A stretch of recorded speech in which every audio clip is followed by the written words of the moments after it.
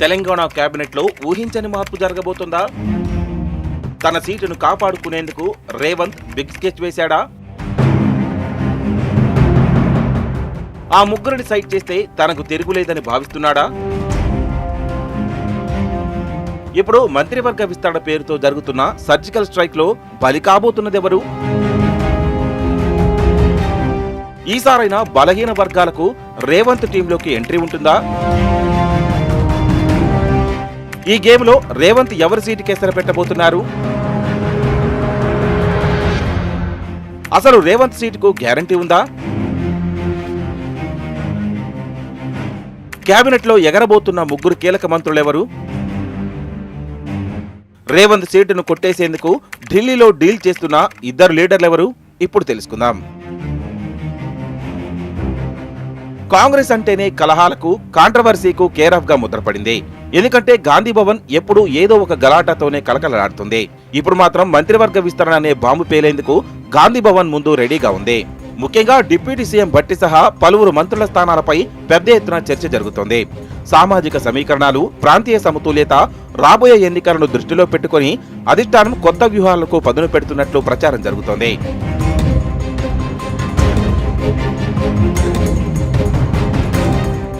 ఇక్కడే మనకు ఓ విషయం అర్థమవుతుంది.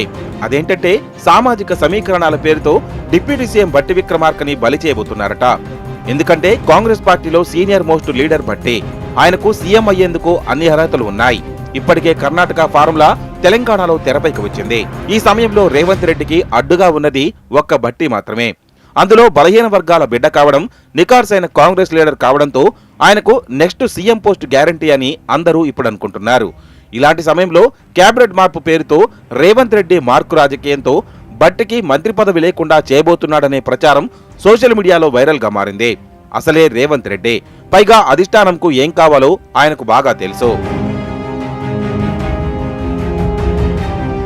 మంత్రివర్గం నుంచి తొలగిస్తే భట్టి ఊరుకుంటారా? ఇక్కడే రేవంత్ స్కెచ్ అదిరిపోయిందట. అదేంటంటే స్పీకర్ పదవిలో కూర్చోబెట్టి ఆ పదవిలో ఉన్న గడ్డం ప్రసాద్ను మళ్లీ లాగేసుకునేందుకు ప్లాన్ గీశారట రేవంత్.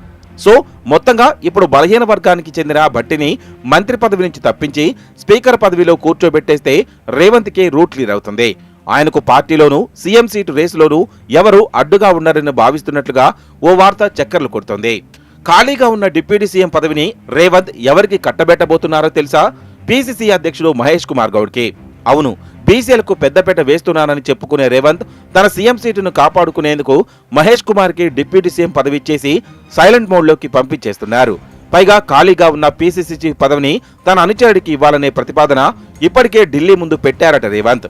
అందుకు అడ్డు చెప్పిన మీనాక్షి నటరాజన్ సైతం రాజకీయాల్లో తన కుట్రలు ఎలా ఉంటాయో చెప్పకనే చెప్పారని సోషల్ మీడియాలో తెగ ప్రచారం జరుగుతోంది.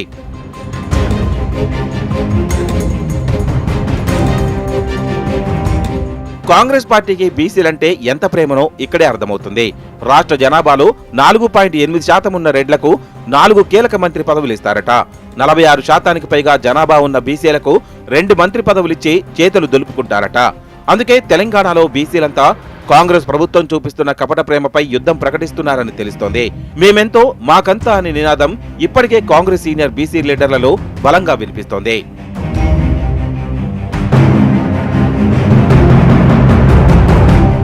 మరోవైపు మంత్రివర్గ విస్తరణకు సమయం దగ్గర పడుతుండటంతో కీలక నేతలు ఢిల్లీలో డీల్ చేస్తున్నారట. అందులో ముందు వరుసలో ఉన్నారు మునుగోడు ఎమ్మెల్యే కోమటిరెడ్డి రాజగోపాల్ రెడ్డి. ఆయనకు మంత్రి పదవి ఇస్తామని హామీతో బీజేపీ నుంచి కాంగ్రెస్ లోకి తీసుకున్నారు. తీరా పార్టీ మారాక ఆయనకు అపాయింట్మెంట్ కూడా ఇవ్వడం లేదని తెలుస్తోంది. రాజగోపాల్ రెడ్డి మంత్రి పదవికి అర్హుడు. పార్టీలో లోపాలను స్ట్రైట్ ఫార్వర్డ్ గా చెప్పగలిగే దమ్మున్న లీడర్. అలాంటి వ్యక్తికి అధిష్టానం మంత్రి పదవి ఇస్తామని చెప్పినా రాష్ట్రంలో రేవంత్ రెడ్డినే అడ్డు చెప్తున్నారని కోమటిరెడ్డి వర్గం ఆగ్రహంతో ఊగిపోతోంది.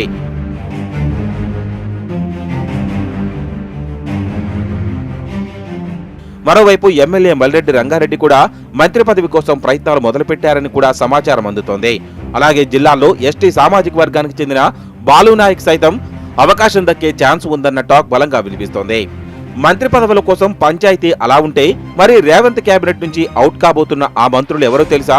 ఖమ్మం, వరంగల్, మహబూబ్ నగర్ జిల్లాలకు చెందిన వారిలో 3 మంత్రులుగా తొలగించాలని రేవంత్ డిసైడ్ అయ్యారనే టాక్. ఇప్పటికే లిస్టు కూడా ఢిల్లీ వెళ్లిందని తెలుస్తోంది. ప్రస్తుతం జరుగుతున్న చర్చ ప్రకారం 3 మంత్రులు అవుట్ అవుతున్నారా? కొత్త ముఖాలకు ఛాన్స్ దక్కుతోందా? తెలంగాణ కాంగ్రెస్ లో నిజంగానే భారీ మార్పులు రానున్నాయా? లేక ఇవన్నీ రాజకీయ ప్రచారానికే పరిమితమవుతాయా అనే సమాధానం కోసం కాంగ్రెస్ అధిష్టానం నిర్ణయంపై అందరి చూపు కేంద్రీకృతమై ఉంది. కాంగ్రెస్ అధిష్టానం తీసుకునే నిర్ణయాలపై ఇప్పుడు రాష్ట్ర రాజకీయాల్లో సర్వత్రా ఉత్కంఠ నెలకొంది.